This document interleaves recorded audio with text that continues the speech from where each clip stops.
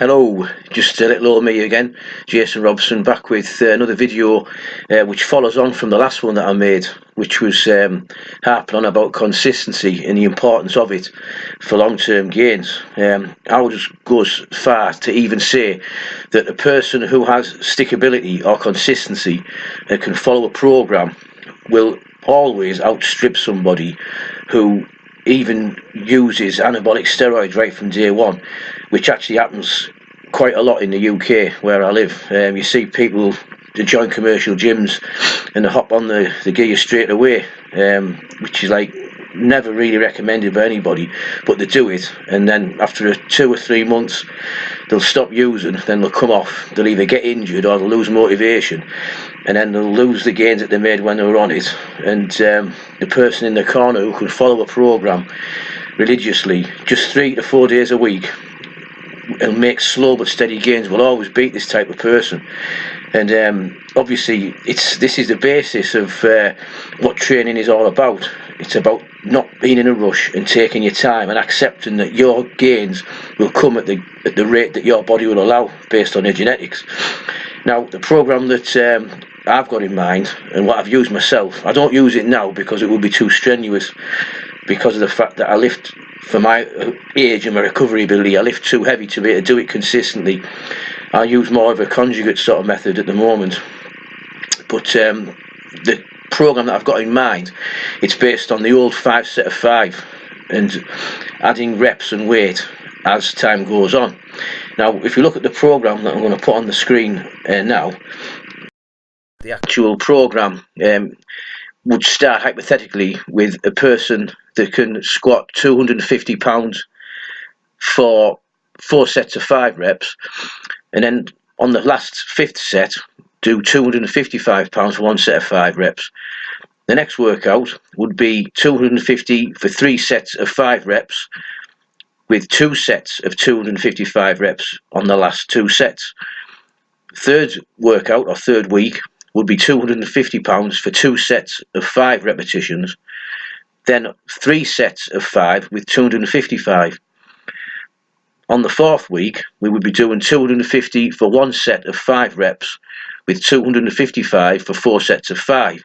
And finally, on the last week of this cycle, you would do 5 sets of 5 with 255 pounds, which would then, you would then reset and go up to 260 pounds on your last set of 1 rep, and follow that program religiously over the course of months.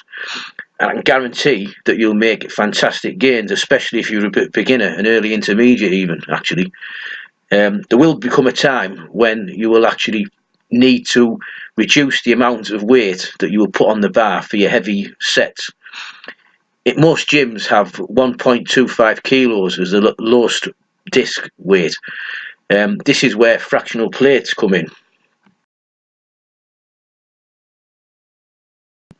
Obviously there will come a time when you're doing this program that you won't be able to jump up by £5 per set.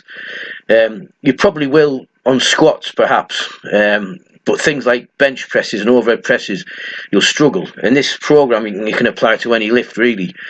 What I would suggest, when you get to the point where you can't add £5 on an upper body lift, you'll probably be having to use fractional plates, or micro plates as they're called, which can be like £1/4 pounds, £1/2 pounds, £1 discs that you'll put on the end of the Olympic bar, so you can still do the repetitions prescribed. And you will be making progress. It'll be a lot slower, but you will do it, especially if you're not adverse to gaining a little bit of weight as your strength goes up, because as we all know, strength and size are correlated. I'm not saying you have to get overweight and obese. I'm saying just a calorie surplus. As you're gaining all the time, you're going to make better progress. Actually, the microplates are what's been instrumental in me getting my shoulder press up to the level it is for the age that I'm at and the conditions that I train under. Like I say, like every other gym, we have 1.25s of the smallest disc. Now, you can keep momentum and keep progress going forward when you're putting like £1 on each end rather than 5. So it stands to reason you can keep making gains better that way. They're especially invaluable for women who want to train, the upper body especially, and even the lower body. They'll probably find that they can gain slower, and it gives them a positive mindset to keep going to the gym. Same with men, but obviously this is unusual to see, but this is why people don't make the gains that they really could. It's a very slow, drawn out process, but it does actually work. Like I say, this is what I've done myself to get my shoulder press up, because it is a lift. It takes a lot of practice and a lot of training to do, which is why I suggest lifting overhead 2 or 3 times a week. Not to failure, obviously, but 2 or 3 heavy sets. And technique's very important, but also is progression, which I outlined in this video. I hope this video has been informative and it's helped someone out there that's baffled as to how to make gains.